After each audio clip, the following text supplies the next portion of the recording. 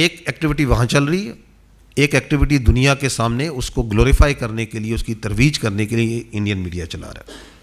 तो it is not the, आपको ये वीडियोस मैं दिखाता हूँ, और ये हमें ज़रूरत नहीं है कि हमें यहाँ पे इंडियन मीडिया की जगह तरह हमने यहाँ पे आर्टिफिशियल इंटेलिजेंस की या पुरानी या फेक वीडियोस दिखानी है। To conduct the various terrorist activities within Balochistan are conveyed properly to the insurgents, and any kinds of requirements of them are conveyed back to the raw officials.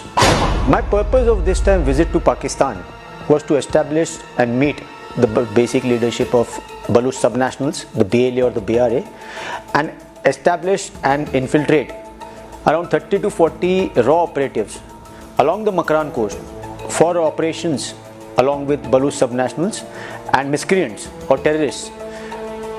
The aim was to have raw operatives on field so that they could facilitate and help the Baloch subnationals in carrying out precision targets to be carried out. Precision, I would say, a sort of a military sort of a connection to the entire operation, because Balochistan doesn't have a movement on the sea. So the aim was to raise within the Baloch subnationals a sea front so that the activities could be properly coordinated from the seaside and subsequently taken on furtherwards inwards towards maybe Quetta or Turbat or maybe interiors of various places. The idea was to see to it that the subnationals within this region were facilitated and supported financially and with arms and ammunition, weapons, and some kind of maybe men and material movement also across the coast. अगर हम पाकिस्तान के अंदर उनकी जो इंसरेक्शनिस्ट movements हैं उनके अंदर थोड़ा बढ़ावा देते हैं, तेल फेंकते हैं, हमें वो करना चाहिए। तो जब हम तेल फेंकेंगे उसकी इंसरेक्शनिस्ट मूवमेंट्स के अंदर, तो यकीनन पाकिस्तान की फौज अपनी तरफ अंदरूनी जो मामला उनका माहौल है उसको देखेगी। उन्होंने बलूची को दबा के गुलाम बना के रखे, तो उनको मुक्त करना है और मुक्ति में हम जाएंगे और उसके बाद पाकिस्तान की समस्या खत्म हो जाएगी। Pakistan's vulnerability is many times higher than of India. Once they know that India has shifted its gear from the defensive mode to defensive offense, they will find that it is unaffordable for them. You can do one Mumbai.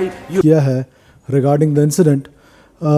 मैं सिर्फ बस एक चीज़ add करना चाहता हूँ question answer से पहले कि it is a purely N intelligence driven war और wage against state of Pakistan by RAW and other hostile agencies through Afghanistan especially, because Afghan soil जो है वो हमारे अगेंस्ट इस्तेमाल हो रही है, हिस्टोरिकली तो बहुत पहले से हो रही है, और अब तो उन्होंने क्योंकि दोहा में they have an agreement with the world कि उनकी सॉइल किसी और मुल्क के ख़िलाफ़ इस्तेमाल नहीं होगी, तो this promise to the world, ये दुनिया को भी सोचना पड़ेगा कि ये थ्रेट जो है it is not only for Pakistan.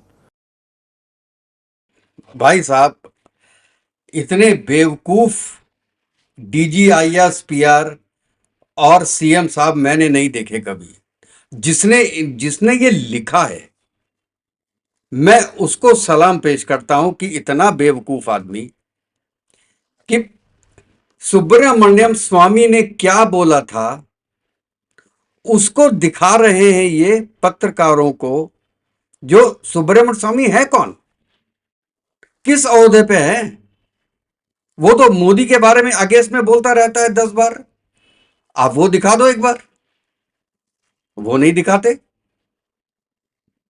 अच्छा, दूसरा अजीत डोवल ने जो ये बोला है ऑफेंसिव डिफेंसिव, ये उन्होंने तब बोला है जब वो NSA नहीं थे, ये 2012 में बोला है, और 2012 से लेके आज तक भाई साहब ये लोग यही जो 4 लाइनें हैं अजीत डोवल की, इसको रटे हुए हैं। जैसे उन्होंने UN सिक्योरिटी काउंसिल रट लिया, प्लेबसाइट रट लिया, उसी तरीके से इन्होंने ये रट लिया।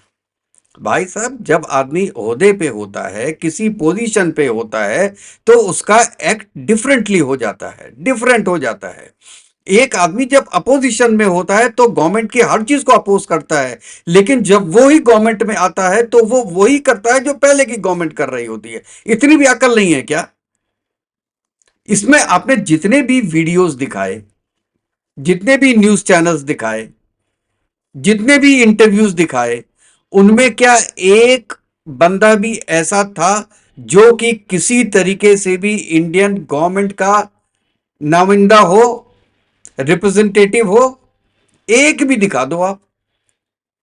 कुलभूषण यादव को आपने कहां ईरान से पकड़ के ले आए और बंदूक रख के आपने उससे 4 बातें कहलवा दी, और वो भी इंटरव्यू आप दोस्तों खुद देख लो।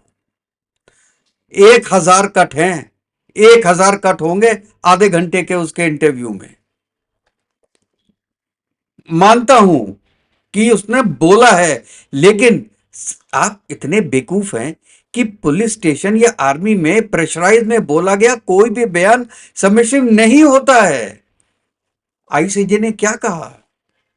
इंटरनेशनल कोर्ट ऑफ जस्टिस में क्या हुआ? नहीं माना गया ना, फांसी नहीं मिली ना, कोई सबूत नहीं मिला ना। आप केवल ये एक चीज कुलभूषण यादव को लाके और न्यू इंडिया की न्यूज़पेपर कटिंग्स दिखा के, सुब्रमण्यम स्वामी की और अजीत डोभाल की स्पीच दिखा के जो 20 साल पहले हुई है, आप ये कहना चाहते हैं कि इंडियन गवर्नमेंट इन्वॉल्व है? मैं कहता हूं इन्वॉल्व होगी, चलो मान लिया। अरे प्रूफ तो करो, ये प्रूफ है। अरे ये प्रूफ तो 7th 8th क्लास का बच्चा नहीं मानेगा, और आप कह रहे हो कि इसको आप यूएन ले जाओगे? भाई साहब, कल की जगह इसको आज ले जाओ, आप आज ले जाओ यूएन में, फिर मैं देखता हूं कि यूएन आपकी कैसी बजाती है। और मुझे इतना हास्यप्रद लगा ये पूरा इंटरव्यू, मैंने देखा और पूरी प्रेस कॉन्फ्रेंस सुनी। सुनने के बाद मुझे लगा कि इस पे एक छोटा सा प्रोग्राम जरूर करना चाहिए कि बंदों ने 2-3 मिनट के बाद इंडिया पे ही आ गए। इनकी कोई गलती नहीं है, क्योंकि बलूचिस्तान की टेरेन ऐसी है कि वहां पे तो होता रहेगा। वाह साहब वाह। आर्मी किस बात की है, फिर पुलिस किस बात की है, एफसी किस बात की है? हटा दो सबको, जब बलूचिस्तान में होता ही रहेगा तो।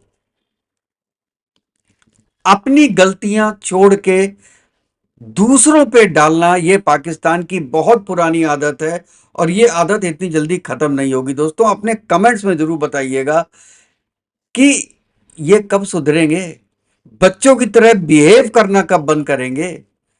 जितनी जल्दी करेंगे उनके लिए अच्छा होगा। चलिए दोस्तों, अपने नेक्स्ट वीडियो में मिलते हैं। तब तक के लिए जय हिंद, जय भारत, वंदे मातरम। खुश रहिए, स्वस्थ रहिए।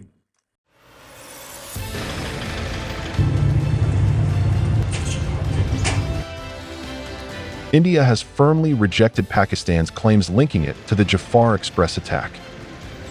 MEA spokesperson Ranveer Jaiswal stated, "We strongly deny the baseless allegations."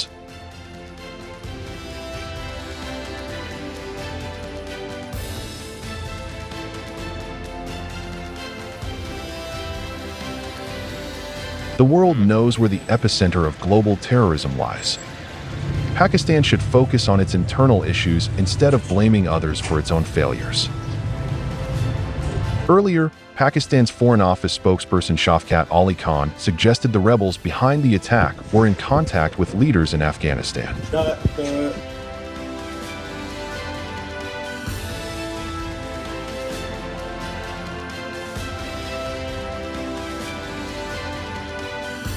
India has been involved in terrorism in Pakistan. The terrorists in the Jafar Express attack were in touch with their handlers in Afghanistan, Khan said during a briefing. Tensions between Pakistan and Afghanistan have escalated due to border skirmishes and Islamabad's accusations that the Tehrik-i-Taliban Pakistan, TTP, is using Afghan territory to launch attacks, which Kabul denies.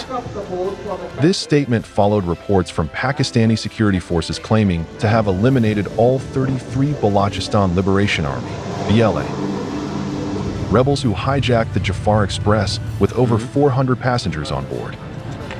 However, the Pakistani army has not released any proof of this so-called successful operation. The BLA, on the other hand, insists the conflict is ongoing, with spokesperson Jian Baloch accusing the army of covering up its defeat. Baloch said, "The battle continues, and the army has not won. They abandoned their soldiers, leaving them to die as hostages." Released passengers arriving in Quetta reported that the BLA had released women, children, and elderly passengers shortly after taking control of the train. The BLA has also urged Pakistan to allow independent journalists into the conflict zone, asserting that the army's refusal proves its defeat.